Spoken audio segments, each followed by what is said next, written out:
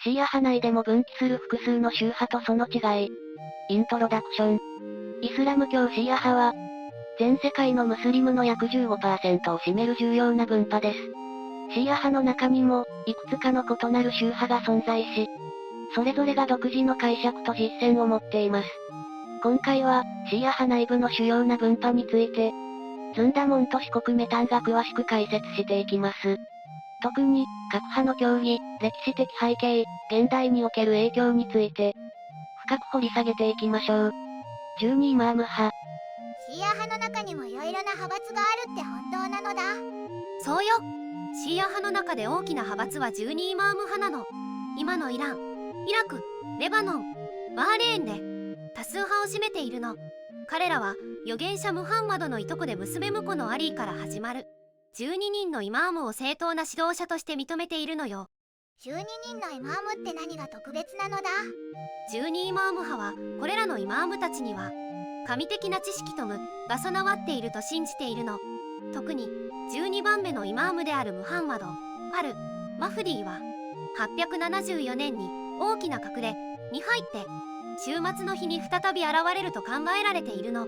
この間、イマームの代理として宗教学者たちが信徒を導く役割を担っているのよ。今の12イマーム派はどんな特徴があるのだ。彼らは特に法学と神学を重視しているの。イランのイスラム革命以降は宗教指導者による統治という考え方も強くなっているの。それからアーシューラーの追悼行事の独自の宗教行事も大切にしているのよ。ザイド派の特徴。他の派閥もあるのだ。ザイド派という派閥もあるの。今のイエメンを中心に信徒がいるの。彼らはアリーの血筋であれば誰でもイマームになれると考えているの。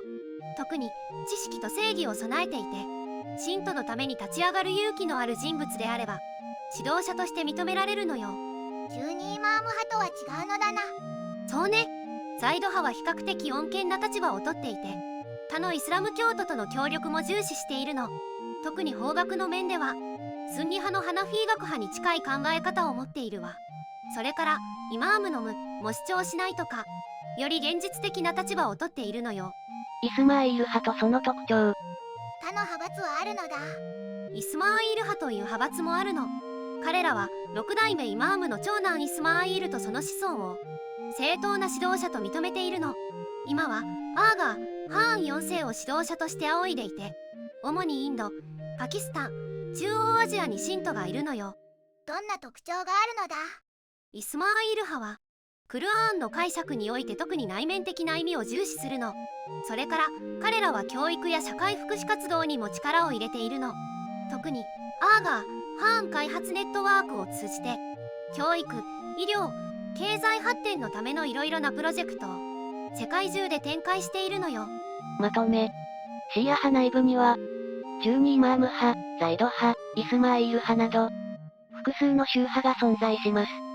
これらの宗派は、イマームの継承や解釈方法において、異なる見解を持っていますが、いずれもアリーの血筋を重視する点では共通しています。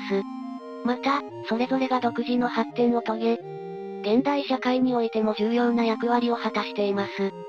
このような多様性は、イスラム教の豊かな思想的伝統を示すものと言えるでしょう。今日の動画はここまで。最後まで見てくれてありがとうございました。